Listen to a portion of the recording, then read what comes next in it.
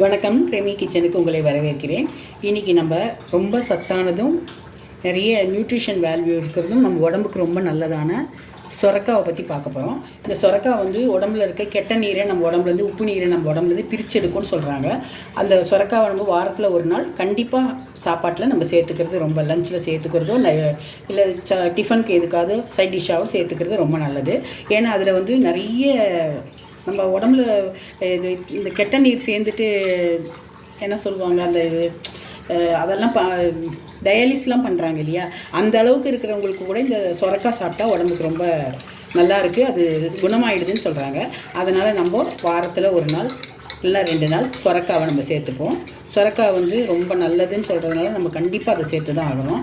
இதை வந்து ஒரு சிறுபருப்பு, நான் ஒரு கை சிறுபருப்பை வந்து தண்ணியில் கழுவிட்டு போட்டு வச்சுருக்கேன். இது ரொம்ப ஈஸியானது, ஈஸியாக செய்திடலாம், நமக்கு இது ரொம்ப கஷ்டமே இல்லை.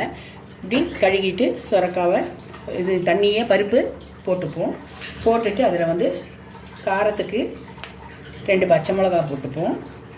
இதுக்கு ரொம்ப மைல்டாக தான் இருக்கணும், ரொம்ப காரமாக இருக்கக்கூடாது. அப்புறம் நம்ம சொரக்காவை போட்டுப்போம். அப்படியே கட் பண்ணி வச்சுருக்கிற சொரக்காவை இதில் போட்டுப்போம்.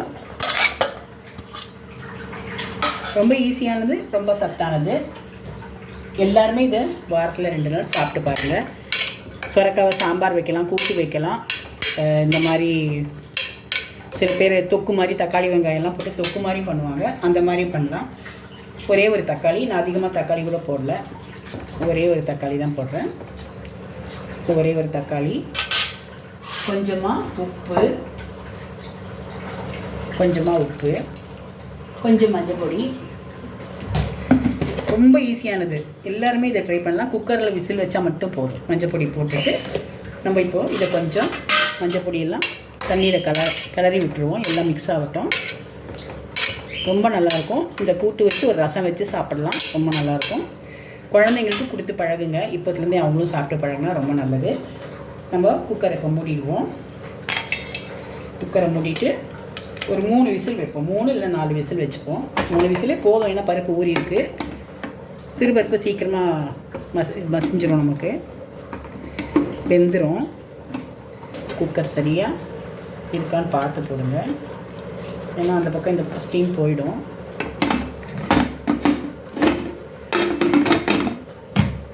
இப்படி குக்கரை போட்டுக்குவோம். ஸ்டவ் ஆன் பண்ணிவிடுவோம். இது ஒரு ஸ்டீம் வந்தோடனே ஒரு 3 விசில் போட்டுப்போம். 3 விசில் போட்டுட்டு எப்படி வெந்திருக்குன்னு நான் உங்களுக்கு காட்டுறேன். சாரி, சொல்ல மறந்துட்டேன், கொஞ்சம் வெங்காயமும் போட்டுக்கணும், அதை நான் மறந்துட்டேன். கொஞ்சம் வெங்காயம் போட்டுப்போம்.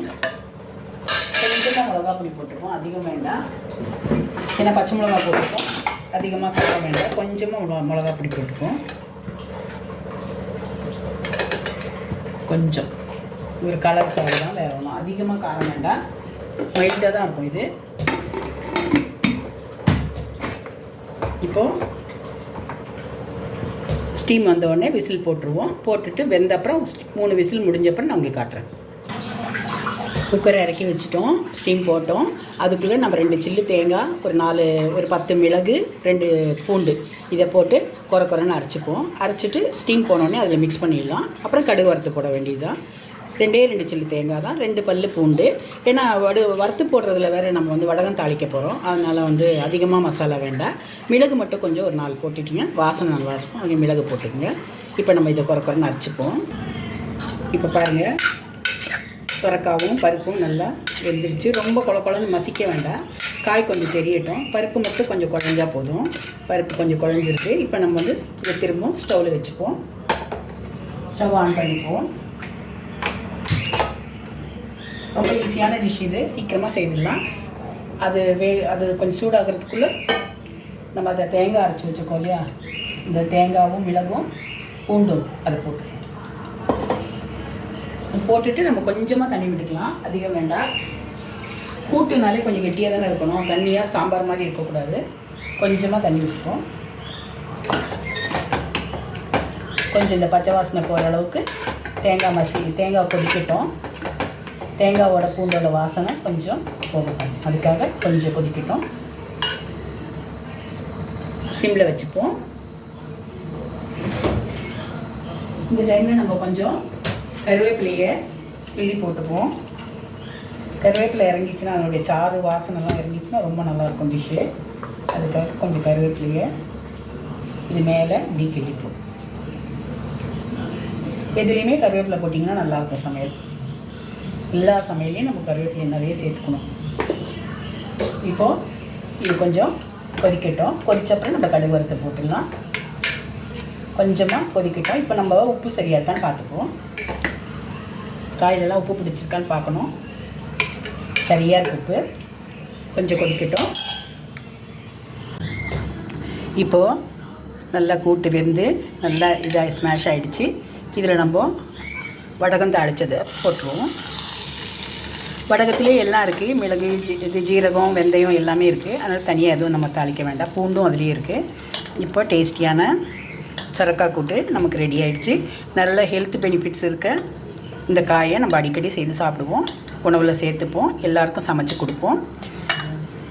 மருந்தும் எடுத்துப்போம்.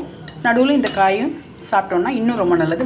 வர்றதுக்கு முன்னாடி நம்ம இந்த மாதிரி சாப்பிட ஆரம்பிச்சோன்னா நமக்கு அந்த நோயினுடைய இது இல்லாமல் இருக்கும். வந்த அப்புறம்னா மருந்தும் எடுத்துக்கணும். இந்த மாதிரி காயும் சாப்பிட்டிங்கன்னா அதனுடைய வீரியம் கம்மியாகும். மருந்து அதிகமாக எடுத்துக்காமல் நம்ம உடம்பை பார்த்துக்கலாம். அதுக்காக தான் இது. இதே மாதிரி நீங்களும் எல்லோரும் செய்து பாருங்கள். சுரக்காய் சிறுபருப்பு கூட்டு நல்லாயிருக்கும்னு நினைக்கிறேன். உங்களுக்கு எல்லாேருக்கும் பிடிச்சிருக்கும். இதை சமைச்சு பார்த்து எப்படி இருக்குன்னு எனக்கு ஃபீட்பேக் சொல்லுங்கள்.